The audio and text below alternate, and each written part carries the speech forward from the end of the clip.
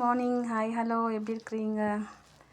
ஆமாங்க, கடுகுங்க. இது உளுந்த பருப்பு வந்துட்டுருக்கு. என்ன பண்ணுறது? அப்படியே மெசேஜ் சொன்னால் யாருமே கேட்க மாட்டேறீங்களே. இங்கே பாருங்கள், கடுகளோ விசுவாசம் இருந்தால் போதும், மலையை கூட நம்ம பேக்கலாம்னு சொல்கிறாங்கங்க. என்னோடய தமிழ் கொஞ்சம் நல்லா அட்ஜஸ்ட் பண்ணிக்கோங்க. ஸோ மலையை கூட நம்ம உடைக்கலான்னு அர்த்தம். ஸோ மழை கூட ஜருங்கி வரும்னு சொல்லிட்டு அர்த்தம். ஸோ கடுகளோ விசுவாசம். ஒரு விஷயத்தை விசுவாசிங்க. என் குழந்த வந்து நல்லா படிக்கும் அப்படின்னு சொல்லிட்டு கண்டிப்பாக நல்லா படிக்கும்.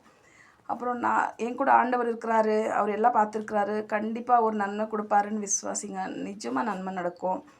நீதிமானுக்கு ஒரு நன்மையும் குறையாது. ஸோ முடிஞ்ச அளவுக்கு நீதிமானாக இருக்கலாம். ஸோ அந்த மாதிரி இருக்கும்போது நிறைய விஷயங்கள் நம்ம வந்து கடைப்பிடிக்கணுங்க. கசப்பை எடுக்கணும், பொய் சொல்லக்கூடாது, கெட்ட வார்த்தைங்க பேசக்கூடாது, சண்டைக்கு நிற்கக்கூடாது, சமாதானமாக இருக்கணும். ஏசுதா உண்மையான ஆண்டவர்னு சொல்கிறத காட்டிலும் உங்களை பார்த்து இவங்க ஏன் இவ்வளோ சமாதானமாக சந்தோஷமாக அமைதியாக இருக்கிறாங்க, ஏன்னா இவங்க ஏசப்பா வணங்குறாங்கன்னு சொல்லணும். அதே பெரிய ஊழியம் நம்மளுக்கு. ஸோ அதனால் கடுகால விசுவாசத்தை வச்சு கூட சில திங்ஸை நம்ம பிடிச்சோமா இந்த உலகத்துலேயும் நம்ம ஜெயிக்கலாம், ஆண்டவரையும் ஜெயிக்கலாம். ஸோ நம்ம ருசித்த ஆண்டவரை பிறருக்கும் சொல்லலாம். ப்ரைஸ் தி லார்ட், ப்ரைஸ் தி ஜீசஸ்.